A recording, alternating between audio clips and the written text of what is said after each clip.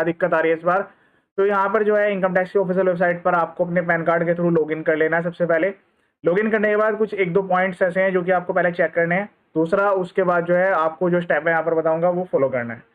तो user ID में pan number डालकर, पासवर्ड डालकर आगे लॉगिन करना है। सेम इसी तरीके से प्रोसीड करना है। तो यहाँ पर मैंने लॉगिन कर लिया है। लॉगिन करके मैं आपको आईटीआर का स्टेटस दिखा देता हूँ। आईटीआर में जो है रिफंड बना हुआ है, और यहाँ पर जो है 25 जून को आईटीआर फाइल की गई थी, 27 जून को रिटर्न वेरीफाई भी हो चुकी है। ना तो अभी तक रिटर्न प्रोसेस हुई है और ना ही यहाँ पर प्रोसेस ऑन पर ये वहाँ पर इसके बाद यहाँ पर स्टेप्स आगे प्रोसेस हुए हैं। अब यहाँ पर मैं आपको आईटीआर फाइलिंग में दिखा देता हूँ। व्यू फाइल रिटर्न में जाना है। ये आईटीआर 1 का केस है, जहाँ पर आईटीआर 1 जो है सेम डेज में भी प्रोसेस हो रही है। काफी केस में ऐसा है 2 से 3 दिन के अंदर आईटीआर 1 प्रोसेस हो रही है, लेकिन इसमें ऐसी कुछ प्रॉब्लम्स हैं कि जिसकी वजह से आईटीआर में दिक्कत आ रही है। तो आपको यहाँ पर ये स्टेप्स फॉलो करना है। सबसे पहले आपको क्या करना है, अपने एआईएस को एक बार चेक कर लेना है। मैं यहाँ पर एआईएस ओपन करके आपको दिखा देता हूँ यहाँ पर। उसके बाद 26 एस आपको एक बार ओपन करके चेक कर लेना है। ये दोनों डिटेल्स आपको चेक करनी है। पहला रीजन हो सकता है कि आपने आईटीआर गलत फाइल कर दी हो, जैसा आपके लिए आईटीआर 2 या 3 एप्लीकेबल थी, कुछ ऐसी इनकम आ रही थी, आपने जबरदस्ती यहाँ पर आईटीआर 1 फाइल कर दी, इसकी वजह से आईटीआर प्रोसेस नहीं हो रही है। दूसरी चीज है कि यहाँ पर जो आपने आईटीआर फाइल की है उसमें डाटा आपने प्रॉपर्ली सबमिट नहीं किया। प्रॉपर्ली सबमिट मतलब जैसा आईटीआर 1 ही थी और आईटीआर 1 ही आपको फाइल करनी थी, कोई दिक्कत नहीं है। लेकिन जब आपने आईटीआर फाइल की थी, आपने सैलरी की इनकम डालकर इसको फाइल कर दिया, लेकिन बाद में कुछ ऐसे भी डाटा है, जैसे कि डिविडेंड वाले डाटा थे, वो काफी टाइम बाद अपडेट हुए थे। डिविडेंड की इनकम आपने कंसिडर नहीं की, उसकी वजह से भी आईटीआर प्रोसेसिंग में डिले हो सकता है। वो चीजें आपको रेक्टिफाई करनी पड़ेगी। तो आप उसके लिए रिवाइज रिटर्न फाइल कर सकते हैं। फाइल रिटर्न पर क्लिक करके सेम वही प्रोसेस करना है आपको जो आईटीआर फाइलिंग वाला प्रोसेस था। पहला ऑप्शन तो ये है, ठीक है। यहाँ से स्टार्ट फाइलिंग पर क्लिक करना है। अगर गलत फॉर्म भरा है तो नया भर दीजिएगा। मैंने इसके लिए रिसेंट वीडियो अपलोड की थी, रिवाइज आईटीआर को कैसे फाइल करें, वो एक बार देख लीजिएगा।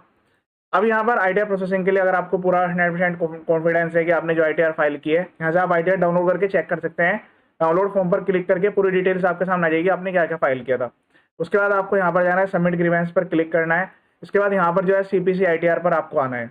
अब यहाँ पर ये डिटेल्स आपको सबमिट कर देनी है कि जो आईटीआर है वो आपने सही फाइल की हुई है और आपकी जो आईटीआर है प्रोसेस नहीं हो रही है। तो यहाँ पर एक ऑप्शन यहाँ पर मिलेगा अदर प्रोसेसिंग में, यहाँ पर आपको जाना है। उसके अलावा यहाँ पर काफ़ी सारे ऑप्शंस दिए गए हैं, जैसे कि इंटीमेशन ऑर्डर आपको नहीं आया है, ठीक है, तो वो चीज़ें भी आप यहाँ पर सबमिट कर सकते हैं। अदर प्रोसेसिंग में जाना है, कंटिन्यू पर क्लिक करना है, असेसमेंट ईयर यहाँ पर सेलेक्ट कर लेना है। फिर इसके बाद यहाँ पर आपको सबसे मेन चीज़ जो है वो ये है कि आपने इनकम टैक्स रिटर्न किस डेट में फाइल की थी और उसका एक्नॉलेजमेंट नंबर क्या है, ठीक है।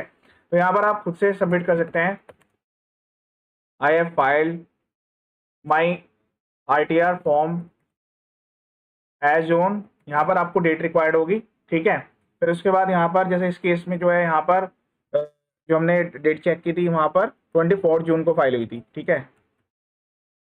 तो मैं यहाँ पर फिर से एक बार इसको कॉपी कर लेता हूँ सेम डिटेल्स को, 27 जून को, ठीक है।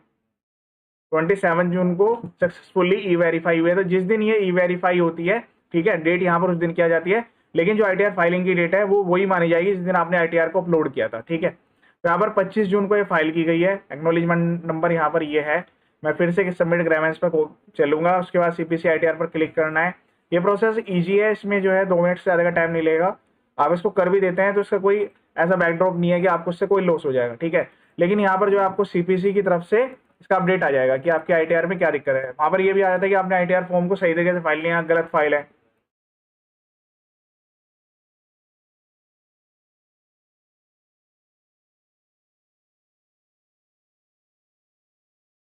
वाइड एक्नॉलेजमेंट नंबर, ठीक है। इस तरीके से आपको लिख देना है कि इस एक्नॉलेजमेंट नंबर के साथ आपने ये आईटीआर फाइल की थी। आईटीआर फॉर्म भी लिख सकते हैं, आईटीआर 1, 2 जो भी आपने फाइल की थी, but the same has not been processed till date. इस तरीके से आपको यहाँ पर एंटर करना है कि आपने जो है इस पर्टिकुलर डेट में आईटीआर फाइल की थी, लेकिन आपकी जो आईटीआर है प्रोसेस नहीं हुई है, ठीक है। तो इसके बाद जो है आप यहाँ पर लिख सकते हैं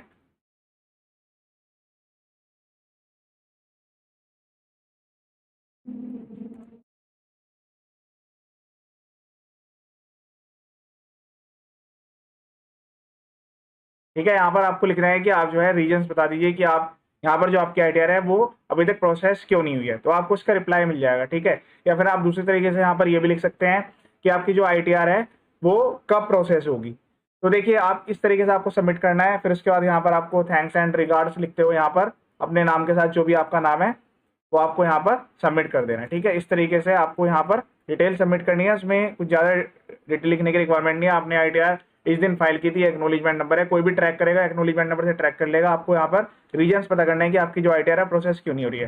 तो वहाँ से ये भी पता लग जाता है कि जो आपकी ITR है वो सही, आपने गलत तो नहीं फाइल कर दी, या फिर ऐसी कोई दिक्कत है जिसकी वजह से ITR जो आपकी होल्ड पे चली गई है, वो आपको वहाँ से कम्युनिकेशन आ जाएगा। ठीक है, ये इनकम टैक्स की ऑफिशियल वेबसाइट है। जो भी आपको कम्युनिकेट किया जाएगा वो प्रॉपर जो ऑफिसर होंगे या प्रॉपर जो भी पर्सन होगा ऑथराइज, उसी के द्वारा इन्फॉर्म किया जाएगा। तो आप इस पर बिलीव कर सकते हैं।